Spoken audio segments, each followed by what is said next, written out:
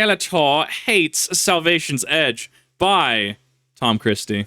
The audacity of this bitch! You know what you did! Now hang on just a second. Guys, just someone explain what happened, all right? He missed the bounce, stood up and fucking took some of my Well, resonance! you messed up the call out, and I He reached across and he Wait, fucking hold took on. my resonance! Did you step back on the plate? No, he didn't respond to my call out. As a Oh my god, this is first encounter. I ran this day one. I didn't clear it day one, but good god. No, it's the plates. It's the dial pad. 1 room in the center, 8 rooms off to the side. The bounce, you have to ping pong the plates. Oh no, it's so good! matter of fact, that's why I took it. You should have taken the resonance in your room. I can take any fucking resonance I want to. I needed 3 stars. in front of you! You're wrong. You took that You messed up the call out. Stay the fuck on your Look, side! it's your fault. Stay on your side! Your fault. It's not proper raid etiquette! What do you fucking know about etiquette? Oh my god, dude. Proper raid etiquette. We can have an entire discussion on that. First off, if your rocket hits the well, shut up, aim better. If your Wellock is going to drop their well, and you're going to have the audacity to be bad and hit it with your rocket, okay. We need to have a talk about your aim. In fact, when raid team started complaining about it, I just said, no, it's totally fine. I can just not run well. Whoa. We didn't mean that. We didn't mean that. No, we want you to run well. See, the beauty of it is, especially in Final Fantasy XIV, I've started playing White Mage. I'm really aggressive as a White Mage. I am, in fact, the embodiment of, you're alive because I say you're alive. If you go down for the 5th time, I'm not picking you back up. Oh my god. Raid etiquette, especially with rockets. Crouch when you're using rockets. People in the front, crouch. Good god, I don't know how many times I have to explain it. Do not jump if you're in the front. The amount of times a Gathering Storm or Nova Bomb has hit somebody that has jumped in the front. It's rustling my jimmies. Raid etiquette needs to be explained a lot more. It's a Relax. mechanic. It's a Relax. mechanic. Hey, come on. I understand you're both upset over the great resonance caper here. No, I'm not Yeah. upset. But let's relax. Yeah, this isn't getting us anywhere, guys. It's not. Come on. Is this contest mode? Anyway, you guys are all just terrible at this. Yeah. Do any of you know what you're doing? I do. I did this shit day 1. You beat the raid day 1? I said I did this shit day 1. Exactly. That's the difference, dude. My god, dude. You know what the most egregious shit I've seen recently is? Godslayer, I can 100% tell you, means nothing. I have seen Godslayers get absolutely trounced back-to-back in planets. And don't get me wrong, planets, right? I get it, right? Like, sometimes the boss gets a little weird, he gets a little frisky, he moves about a little bit. Sometimes he stomps you, sometimes he hard focuses you. I get it, right? When I see a Godslayer with, like, 60 resilience running, I'm like, who carried you? Bro. Who carried you? Were you playing in a static? Is it like from a statistical standpoint, don't less people have the gumshoe title than Godslayer? So Godslayer is in fact one of those titles. If I see a Godslayer in my raid, I immediately just start like Key and Peele sweat nervous meme, just like I'm sweating, just like good god, is he actually gonna solo like planets? Or is he gonna be like, is he gonna guardian down 3 times before damage? Because there really is no in between. You have some experience with this, and you didn't think to teach them. No. So what? What? I don't see So how what? that's a problem What, here. you're No, hearing no. yourself No. right now, right? Why do I have to do it? This is the I've honestly started adopting this, no joke.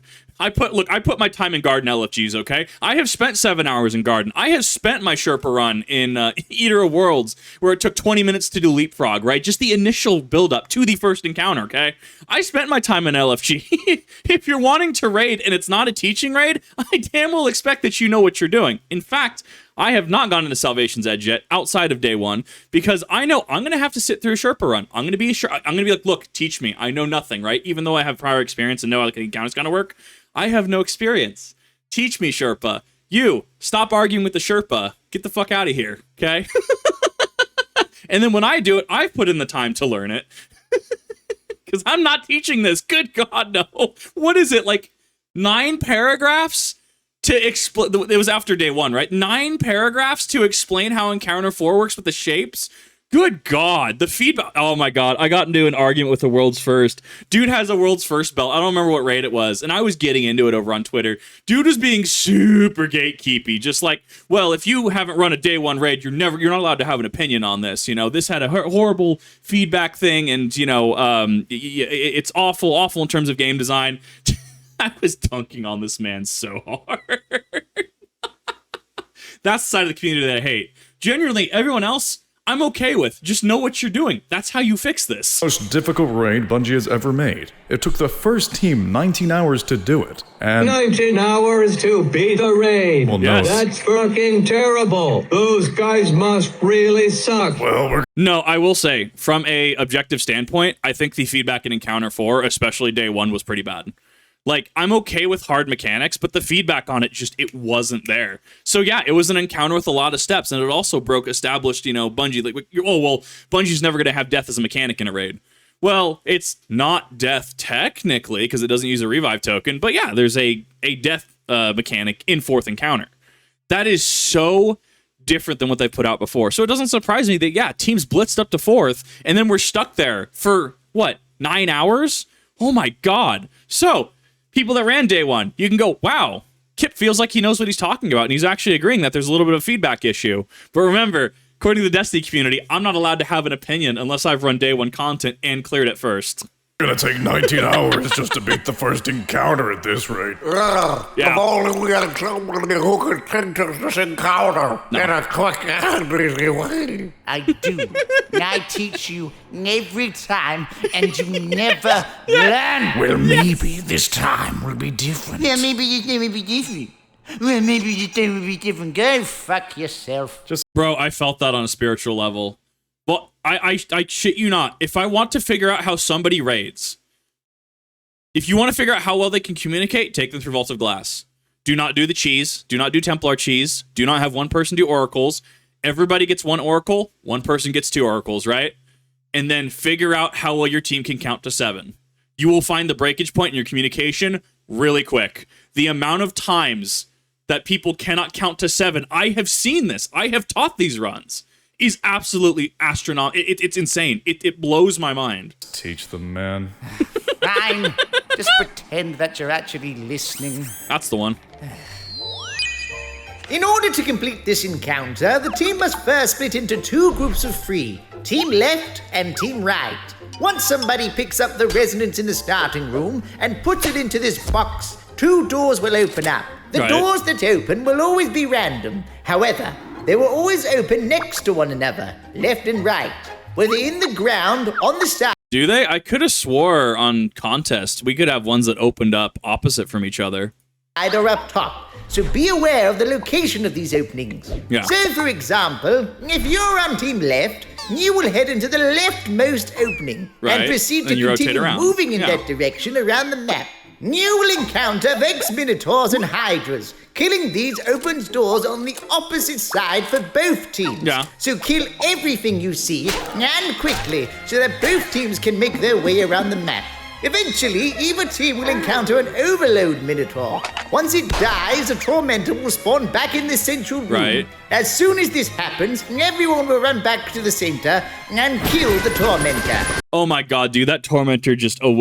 I was doing day one. The moment that I had to call my day one was the Tormentor was on a sliver of health.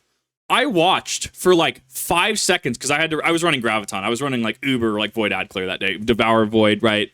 I was running Hyper Ad Clear. And I was consistently top, and then I started getting a little tired. I got to, 3rd, 2nd Ad Clear, right? But I was consistently up there in terms of Ad Clear. Like... Good God, I watched a Tormentor sit there with a sliver of health for easily 4 to 5 seconds. And this thing finally did the thing where he flourishes his scythe and sends the void projectile at you, and it one-shots me, and I'm just like, I watched for 4 to 5 seconds as this Tormentor effectively just got to rail me. I'm done. I'm going to watch other people do it now. I'll do it not contest mode. Once it dies, the cycle will repeat. So 2 doors will open, Yep. kill all the Vex, then the Overload Minotaur, and finally kill No the one shot it, Tormentor yeah. once more.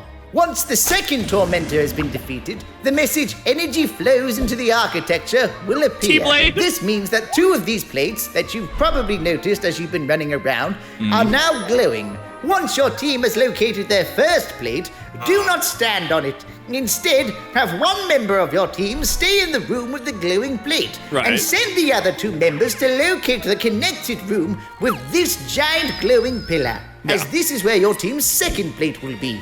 Now that both teams have located both of their plates, the person at your team's first plate will step onto the plate to send a charge to the second plate. Right. Once received, they will send it back by stepping onto the plate on Sends it their back. end as soon as this glowing circle appears. If done correctly, your side will spawn in resonance nearby, which you will need to pick up. You have a limited amount of time to step back onto the plate from when you receive the charge, so pay attention, and also You have to watch out for that visual cue. This is one of those things that if you blink, you will miss it. The initial person A steps on plate, sends that charge. You will see it move along the floor, along that wire. As soon as it hits your plate and it starts glowing with that little ring in the center, step on it to send it back. Make sure your other team's ready, your person A is ready to receive right before B steps on it. But like, communicate, right? Communication's key in this because you have to ping pong back and forth and have that communication.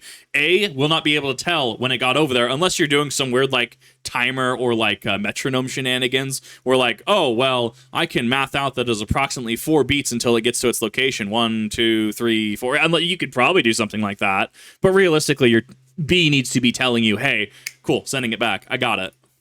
do not stay on the plate. Simply step on and off and wait.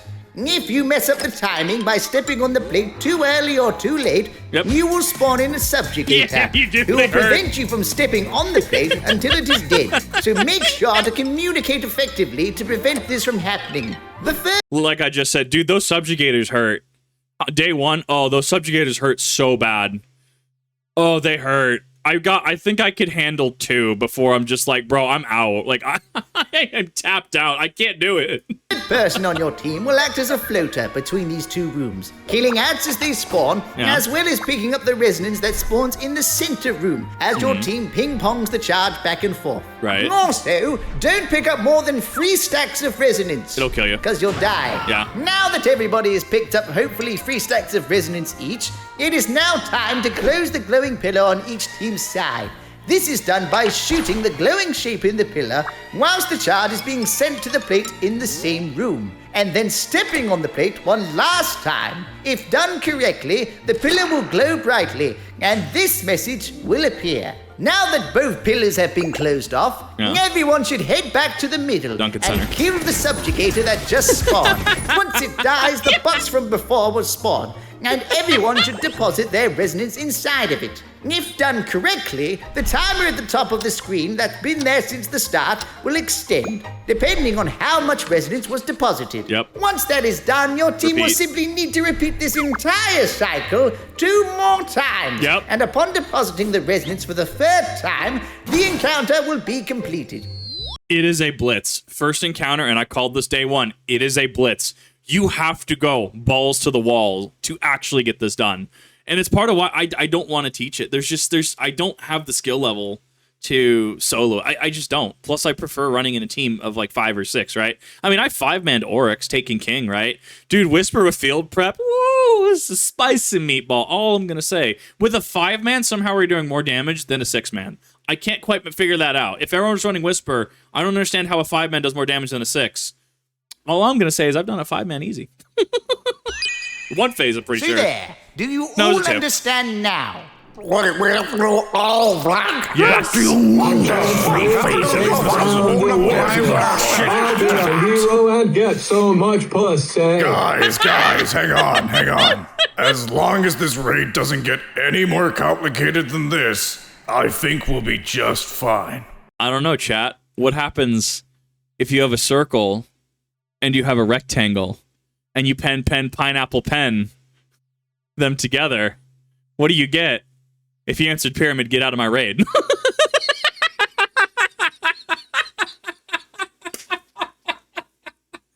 Dude, their faces, though. Oh my god. Dude, yeah, this is first encounter. This is the gimme. Okay, maybe you could argue third. Third is probably potentially easier depending on your setup. This is the give me encounter though. Their faces are right on point, like accurate. Yeah, yeah, yeah, yeah. Do we tell them or? No, let's let them find out. let's just get through this first. Yep. So Yep. there, as long as we stick together, stay strong, and work as a unit, we'll be absolutely fine. What the fuck are you all doing? Yeah. Damn it! Somebody res him. Where did he die? He died over here. Where the fuck is here? God damn it! Oh my god.